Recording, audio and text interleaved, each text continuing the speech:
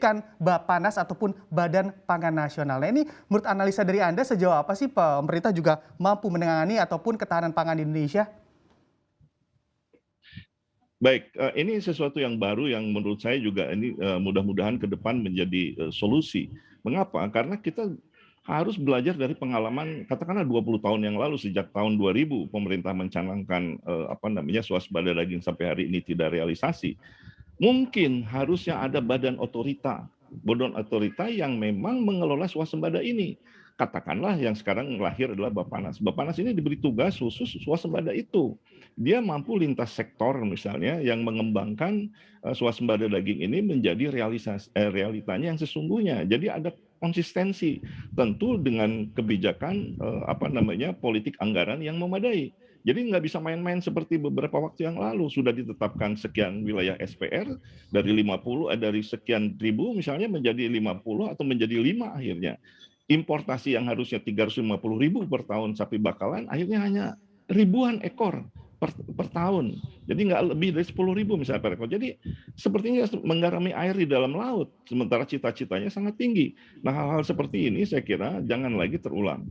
Nah yang berikutnya juga kita memiliki potensi pengembangan tidak hanya di Jawa atau di sentra-sentra produksi yang sementara ini dijadikan sentra produksi untuk sapi. Misalnya lahan yang masih luas di lahan eks tambang, di perkebunan sawit di Sumatera dan Kalimantan, di Papua atau di pulau-pulau kosong. Ini kita punya pengalaman yang juga misalnya Pulau Moa yang disebarkan kerbau-kerbau di sana menjadi terkenal dengan kerbau Moa, potensinya sangat luar biasa padahal dihutankan begitu saja di kepulauan kosong ini.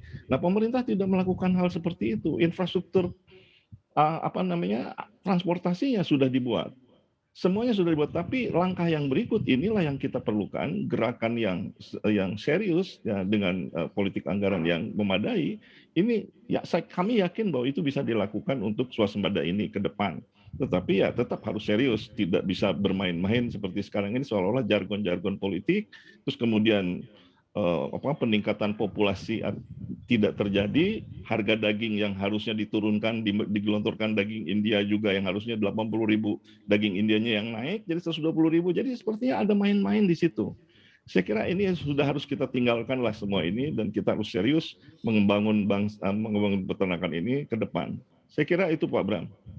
Oke baik, ada main-main di situ begitu ya Pak Radi. Pak Radi, ini kan juga seringkali adanya ketidaksamaan begitu antara data di lapangan dan juga data importasi yang memang dipublikasikan oleh Kementerian Perdagangan. Jadi apakah dengan hadirnya Bappenas ini juga akan menjadi solusi begitu terkait hal ini? Saya punya keyakinan. Kenapa? Waktu itu Pak Suswono, Menteri Pertanian, di akhir masa jabatannya, dia mengungkapkan, saya gagal melaksanakan swasembada daging karena salah hitung.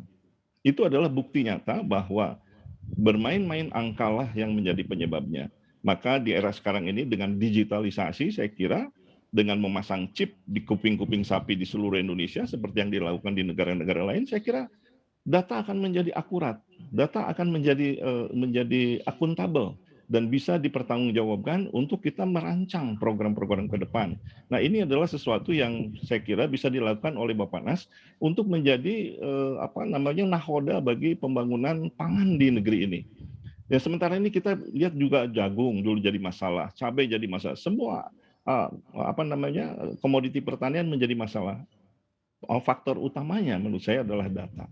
Dan itu adalah sudah ada pembuktian-pembuktian kita masa lalu, dan oleh sebab itu saya kira dengan hadirnya Bappenas dan era teknologi informasi saat ini, dengan digitalisasi kita sudah masuk kepada era yang bisa membangun bangsa ini dengan baik. Saya kira itu Pak Bram. Untuk informasi lebih lengkap dan juga berita terkait bisa klik link di deskripsi, dan juga jangan lupa untuk download aplikasi CNBC Indonesia di Play Store dan juga App Store. Dan yang paling penting jangan lupa subscribe ya